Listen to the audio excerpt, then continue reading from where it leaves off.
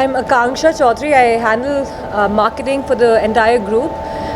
We're honestly really excited with this opening. It marks our 50th birthday, like my colleagues already mentioned. This cafe is especially, very unique with its outdoor area in Hyderabad, with the wall that is set against this beautiful mural done by our local talent and artists that we've handpicked with a unique collaboration with the mall team.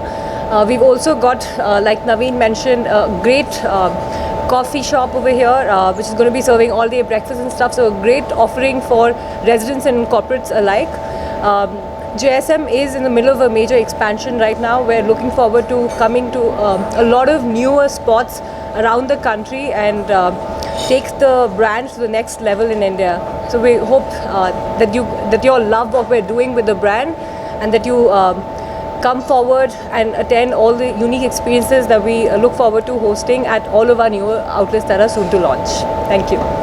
Just like in Bangalore, we had one in CBD, and we chose to open one more in Whitefield, which is a tech hub of Bangalore, the new satellite town of sorts that caters to its own unique clientele. Similarly, Hyderabad has seen Gachibowli developing into that certain satellite unit. Hence, it's basically the idea is to come closer to a new set of guests that are or pockets that are coming up in different towns. Hence, a second Hard Rock even in Hyderabad. So, like we mentioned, the outdoor area is one unique thing that we felt we were lacking at our flagship outpost in Banjara Hills. Along with that, the coffee shop, which is the second ever globally launched by Hard Rock International. So this is something completely unique that you would see at this outlet.